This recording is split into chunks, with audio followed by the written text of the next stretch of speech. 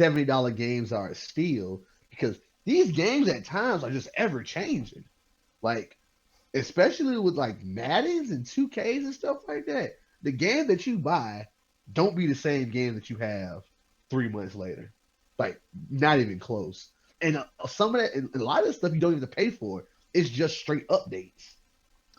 When it comes to the $70 being a steal, like it's two sides of that coin. Like one thing that makes that like real true, and then one thing that's like, okay, I can kind of see the argument where maybe it's not. If how things were 15 years ago are still the same thing as now, a $60 game 15 years ago versus a $70 game now, I do think that's a steal. But Mm-hmm. 15 years ago, we didn't have free to play games that's as prevalent as they are now.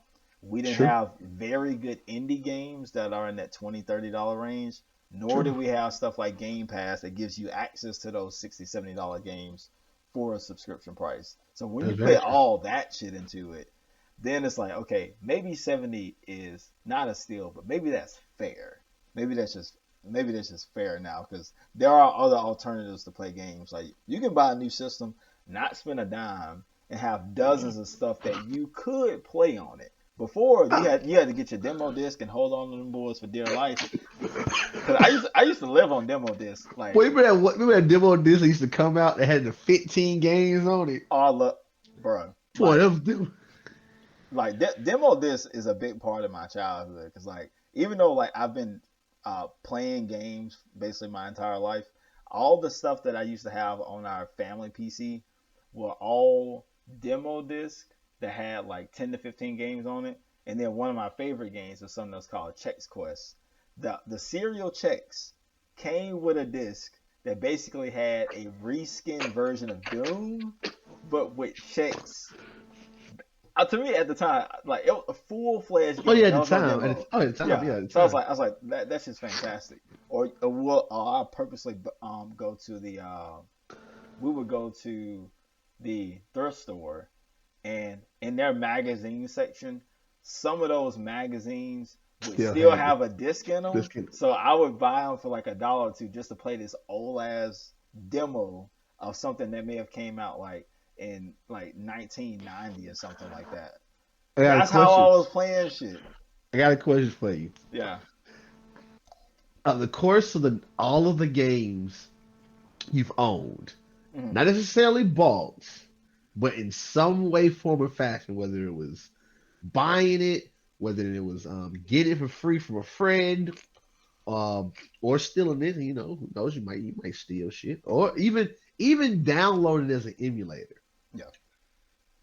How many games did you play in demo version that you eventually had like on? Man, Is if is I it had to give is you a a number is a percentage, number at least higher than three? I can tell you for a fact, as a kid, that number was zero. I I've played demos of things as an adult and did buy them, and that number may be like three. But as a kid, that shit was zero. Hey, I just played the fuck out the demo. The demo was my feel. but it was only one level. It was only one level, but I had so many demos to choose from that when I That's went through the circulation, it was fresh again. that's true. That's true because I do remember like one demo like having like 15, 20 games. I think it was like Cool Borders, Tomb Raider, some little like little IQ game where blocks were trying to smash you and stuff like that. Hmm. So I mean I remember him. I definitely I've definitely probably played that demo. I probably played that demo disc at least 75 to 100 times, maybe. Because Like even on the Nintendo Switch, I do this about 3 times a week. Is I'll still go to the eShop. I would sort demos for the most recently came out ones. I've played a good minimum 40 demos on the Switch. Just damn. and how many of those have I bought? I have bought one of them.